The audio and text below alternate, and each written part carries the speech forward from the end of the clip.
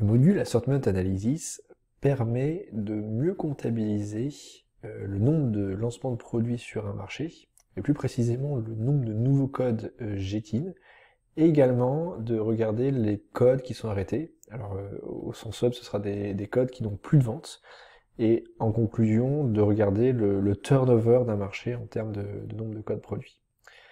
Alors tout un ensemble de KPI sont proposés. Le premier KPI, c'est le Product Wide Assortment.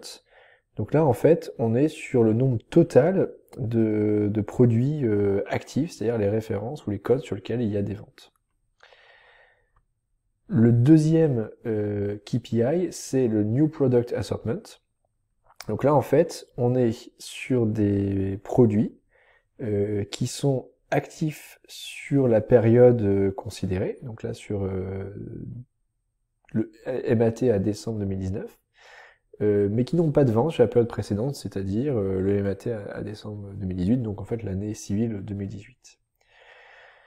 Le troisième indicateur, c'est le taux d'assortiment. Donc en fait, on va comparer le nombre de nouveaux produits par rapport au nombre total de produits. Et donc on obtient un taux. Le quatrième indicateur, c'est l'Ended Product Assortment. Donc là, on est, c'est exactement l'inverse de l'indicateur numéro 2, New Product Assortment.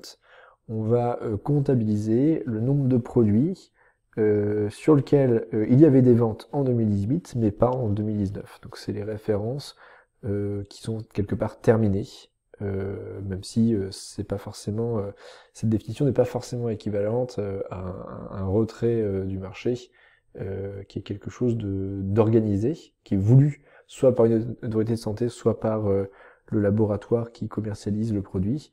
Là, on est plutôt sur une extinction naturelle, c'est-à-dire à un moment donné, les points de vente qui stockent le produit ne le vendent plus, soit parce qu'il n'a plus en stock, soit parce qu'il n'y a vraiment plus de vente. En numéro 5, du coup, on peut calculer un ratio, c'est-à-dire qu'on peut comparer le nombre de produits arrêtés par rapport au nombre de produits total. 6, le Renewal Product Assortment. En fait, c'est la différence entre le nombre de nouveaux produits et le nombre de références arrêtées. En fait, c'est une sorte de taux, enfin en tout cas d'indicateur ou d'observatoire de l'accroissement sur un marché du nombre de références actives.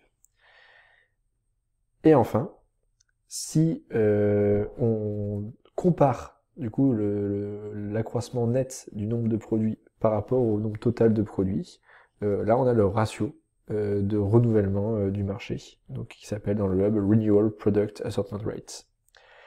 Alors cette analyse, on peut le faire en nombre de codes GTIN, mais ça peut être intéressant de les valoriser, donc en termes de volume. Donc là, on va regarder les ventes générées ou le chiffre d'affaires généré par ces codes GTIN.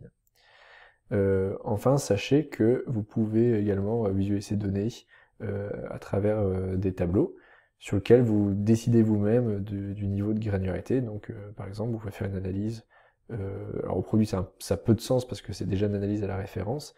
Mais par exemple, sur des granularités un peu importantes, comme à la marque ou au niveau de l'entreprise.